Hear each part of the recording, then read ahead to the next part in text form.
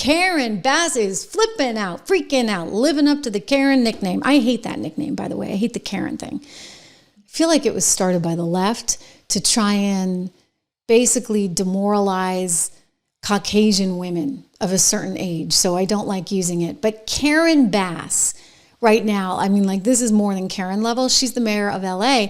And she's actually talking about, like, I don't know, is she going to, like, remove California? Is this like we're going to secede from the union kind of stuff? Because she has no interest in following the Supreme Court's law. Yeah.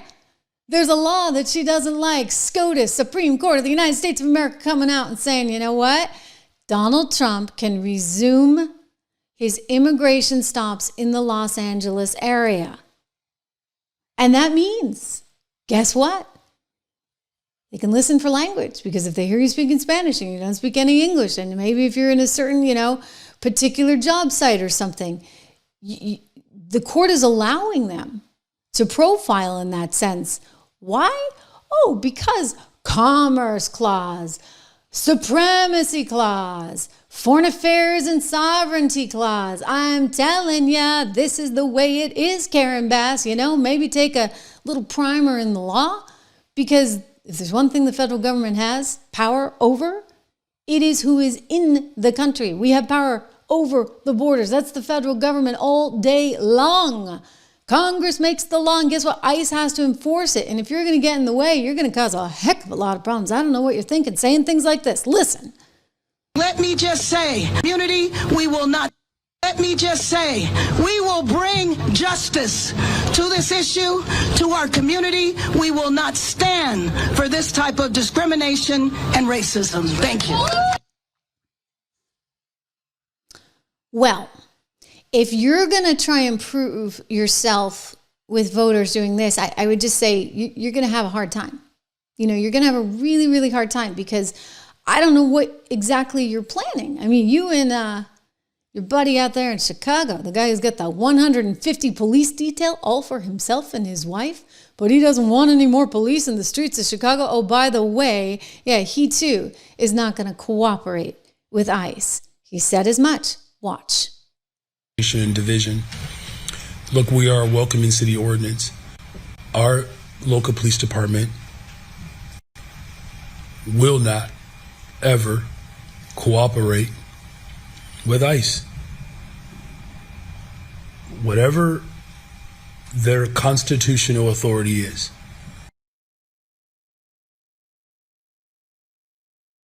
I'm like sort of dumbfounded by that. He said, we're not going to cooperate with ICE, whatever their constitutional authority is. So what is this, bedlam? Is this anarchy? And it certainly sounds like anarchy when the Supreme Court of the United States of America comes out and says, hey, guess what? You can do this.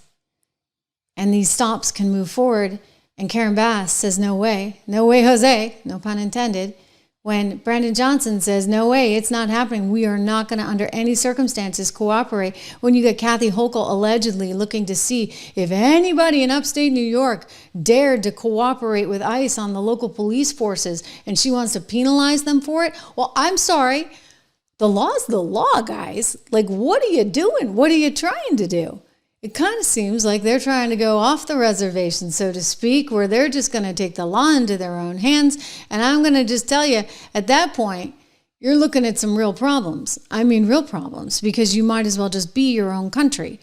California, good luck on that. I don't think you'd be able to survive 2 days as your own country, because nobody actually wants to live there. Really and truly, nobody wants to live there.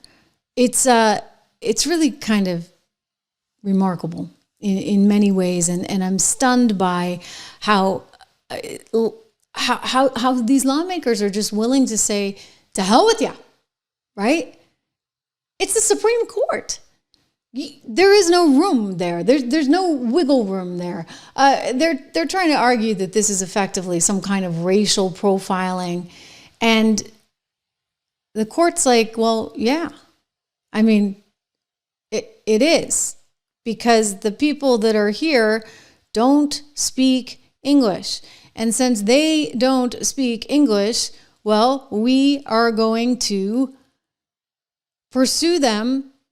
And if you don't cooperate, then I guess we can arrest you, Karen. Is that what happens? Is that where this goes? I mean, I would say that, they can try and slow it down all they want. They can try and limit cooperation. But you think about the historic parallels, and you can go back to 1954, if you would, with Brown versus Board of Education. And the court had ruled that segregated schools were unconstitutional. And you had some people that didn't want to go along with that. And guess what? That was a problem. You sent in the National Guard. Hey, we already know we can send in the National Guard. So there's historical precedent for this. I would say that, Karen Bass trying to say that she's not going to do this, along with Brandon Johnson, along with Michelle Wu, in Boston is really, really, really troubling. They're always going on about how Donald Trump's not going to obey the Supreme Court, and yet it's them. It's they that don't want to obey the Supreme Court. Let me share with you Justice Brett Kavanaugh's opinion in the conservative majority, arguing that because of LA's large undocumented population, factors like race or limited English proficiency actually could be considered relevant factors in forming reasonable suspicion. And so thus the court is allowing for the use of the totality of circumstances standard to establish reasonable suspicion. And this is part of it. So yeah, I don't know what they're thinking or where they're trying to take this, but it's not good. Like, it's really not good. I mean, eventually they'll all get voted out because you see what's happening in Chicago. Nobody wants them anyway, for goodness sakes. I mean, who the heck wants a mayor who doesn't prioritize his own citizens, who cares only about making sure he gets more money, allegedly, from taxpayers because, the rich can pay. The rich can pay. I mean, I'll tell you, I was looking at some of the sound here. Chicago residents speaking out. They're mad. It's just gone from bad to worse to disaster. No one really feels safe. It's impossible to feel safe in a city like this, especially with the leadership we have. Insane. My opinion, not enough police officers. The police is really unappreciated for offhand under Brandon Johnson, Lori Lightfoot, J.B. Priester. Those are three are the reason why nobody want to be a police. Their policies when it comes to crime is not working at all. I think the biggest piece of the pie has to be more police officers, more protection. That's what the people want. That's what the people want. Okay, they want it in Chicago. They want it in LA. They want it in Boston. They want it everywhere. And, when you look at the most recent poll for one Donald Trump, did you guys see this? I talked about it the other day. It was amazing. He's at a 55% approval rating. And it coincides directly with the crackdown on crime in DC. If these politicians were smart, they would not look a gift horse in the mouth. But you know what? No one said they were smart. They're not. They're actually total idiots that can't really see, if you would, the forest for the trees, and they're putting everybody at risk as a result. It is something else. It is something else. Listen, lots going on. We got to get into some of the Venezuela stuff again tomorrow because I'm looking at a new Gallup poll. Suddenly people don't like capitalism anymore. Do I need to remind them what's happening about 3 hours south of Miami? Not good. I mean, people are starving. They don't have access to running water. It is just an abomination of travesty and horror down there. And it didn't need to be that way. I don't want to see that happen in New York or any other place in America for that matter, which is why this moment in time is really important and really precious. I hope Marco Rubio, Pete Hegseth, Donald Trump, I hope they all get this one right because there's a lot riding on it. Okay, I'm going to be back tomorrow with much more. Before I go, though, real quick, I just want to give Charlotte a quick shout out because she was here in the comments and reactions. Let me see if I can find it. It's great to see you guys. Hey, Don is back.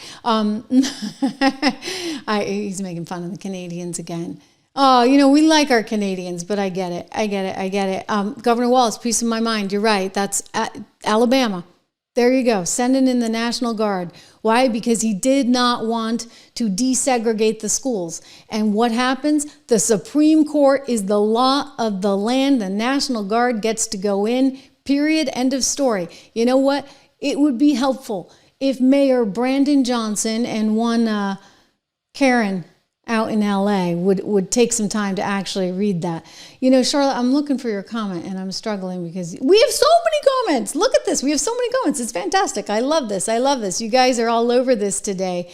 I see you're definitely not fans of Brandon Johnson or Maduro for that matter. I get it. I get it. Believe me. Anyway, great to have you all here. Charlotte, I'm going to look for this so we can bring it up again tomorrow. Mike, good to see you. Thank you so much, everyone. We will talk some more again live on this program tomorrow. Hopefully a little earlier tomorrow. See you then.